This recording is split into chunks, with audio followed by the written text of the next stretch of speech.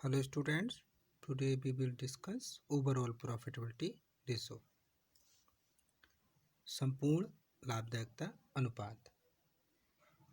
देखिए, बिक्री पर आधारित सामान्य लाभदायकता के अनुपात केवल ये बताते हैं कि बिक्री पर कितना प्रॉफिट हो रहा है।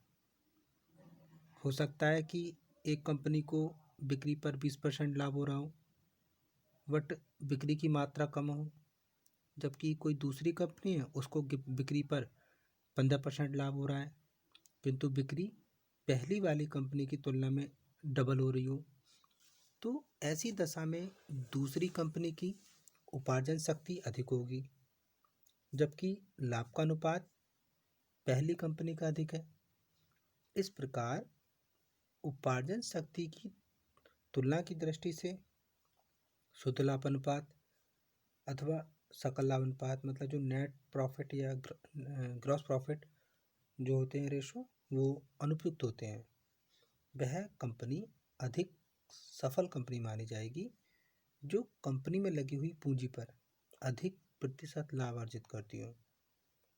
वह अनुपात जो कंपनी में विनियोजित पूंजी पर लाभ का प्रतिशत बताते हैं, उन्हें हम इस कैटेगरी में रखते हैं। पूंजी पर आधारित लाभदायकता अनुपात निम्न प्रकार से हैं, देखते हैं। अब देखेंगे हम पहले मीनिंग ऑफ कैपिटल एम्प्लॉयड, मतलब विनियोजित पूंजी का क्या मतलब होता है। किसी संस्था में संपत्तियां प्राप्त करने के लिए संस्था में कुल कितनी कैपिटल लगाई है उसे ही हम विनियोजित पूंजी कहते हैं, कैपिटल एम्प्लॉयड कहते हैं।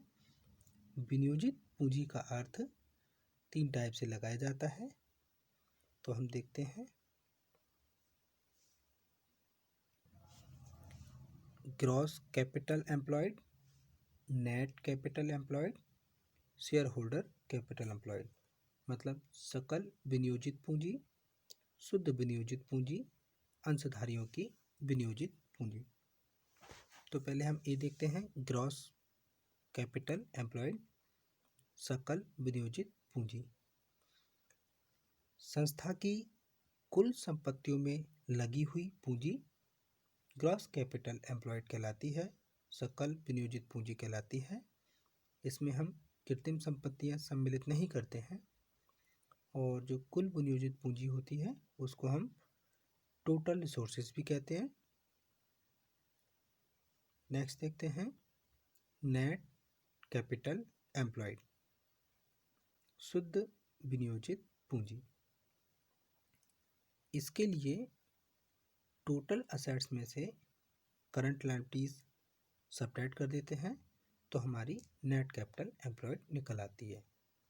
इसे अंशधारी कोष तथा दीर्घकालीन दायित्वों को जोड़कर भी हम ज्ञात कर सकते हैं। तो देखते हैं नेट कैपिटल एम्प्लॉयड के लिए हमारा फॉर्मूला बनेगा total assets minus current liabilities. जब टोटल असेट्स में से करंट लायबिलिटीज सब्ट्रैक्ट कर देते हैं तो नेट कैपिटल एम्प्लॉयड आती है। यह दूसरा टाइप है share holder fund plus long term liabilities. अगर हम अंशधारियों का कोष और लॉन्ग टर्म लायबिलिटीज जोड़ लेते हैं तब भी हमारी कैपिटल एम्प्लॉयड कैलकुलेट हो जाती है। आगे हम देखते हैं share holder capital employed C point में।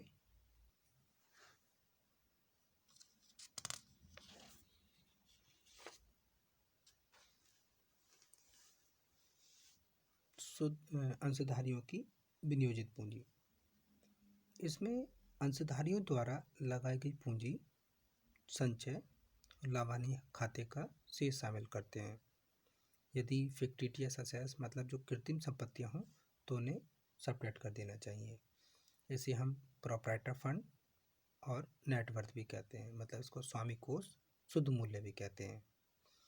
टोटल असेट्स में से आउटसाइड लायबिलिटीज सब्ट्रैक्ट करके हम इसे कैलकुलेट कर सकते हैं। अब हम देखेंगे रिटर्न ऑन टोटल असेट्स और रिसोर्सेस, कुल संपत्तियां या संसाधन पर प्रत्याय।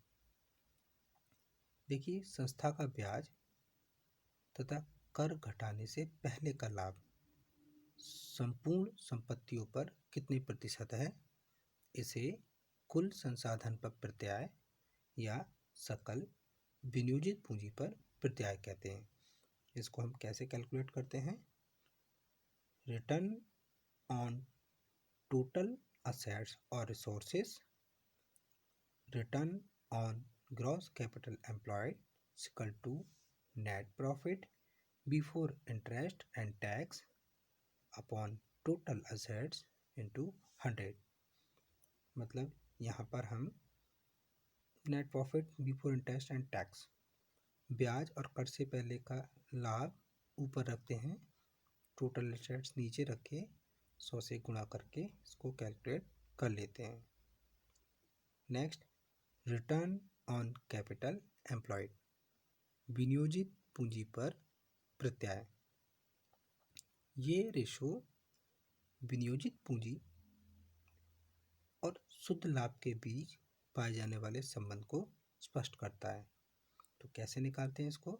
Return on capital employed is equal to net profit before interest and tax upon capital employed into 100।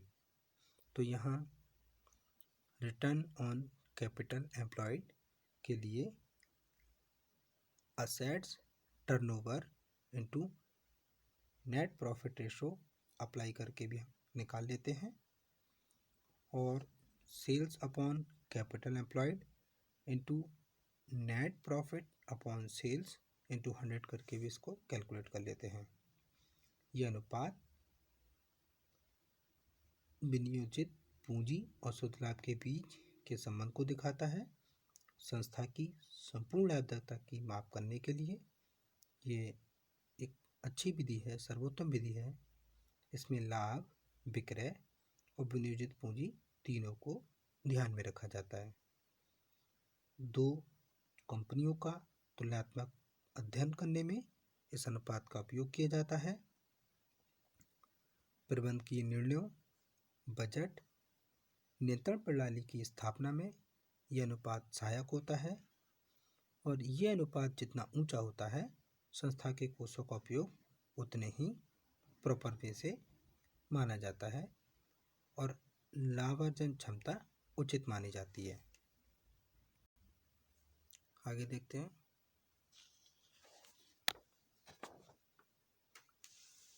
Return of share holders fund, अंशधारियों के कोषों पर प्रत्याय। अंशधारियों के कोषों पर प्रत्याय स्वामियों के कोषों की लाभप्रदता का मूल्यांकन करता है। अंशधारियों को उपलब्ध प्रत्याय को ज्ञात करने के लिए कई माप हैं, आप देखेंगे। Number 1, return on total shareholder funds, समस्त अंशधारियों के कोषों पर प्रत्याय। देखिए, इस रेशो को ज्ञात करने के लिए कर के बाद के लाभ परंतु पूर्व अधिकार लाभांश देने से पहले के अंशधारियों के समस्त कोषों से भाग देकर ज्ञात करते हैं। इसे हम return of net worth, net profit to net worth या रिटर्न ऑफ प्रोप्राइटर फंड भी कहते हैं। इसको कैसे कैलकुलेट करते हैं? Return on total shareholders funds is equal to net profit after interest and tax upon total shareholder funds into 100। Next, return on equity share holder funds, समता अंशधारी कोषों पर प्रत्याय।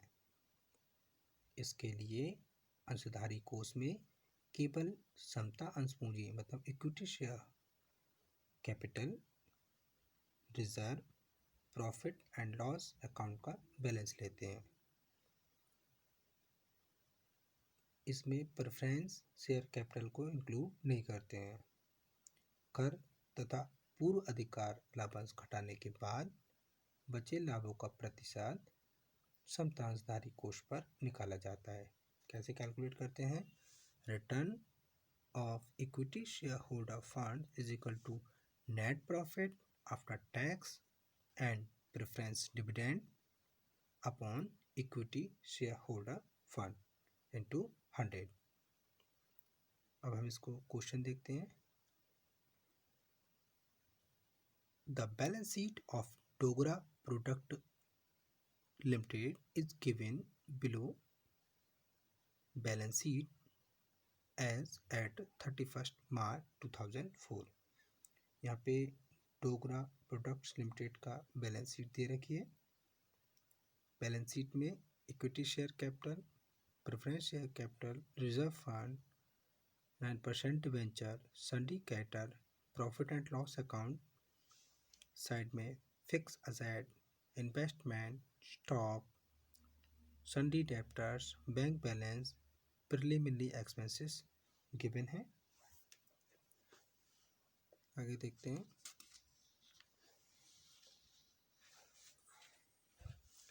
The director intend to provide ₹10,000 for taxation out of current year profit.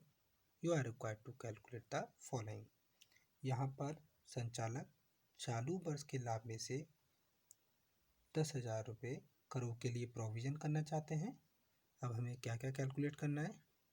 Return on total resources, return on capital employed, return on share holder funds, return on equity share holder fund. तो इसके लिए आगे की calculation को हम next video में complete करेंगे, जिसमें अभी तक हमने जो पढ़े हैं ये हमारे सारे फॉर्मूले इस क्वेश्चन में क्लियर हो जाएंगे। तो आज की वीडियो के लिए इतना ही। Thank you very much students.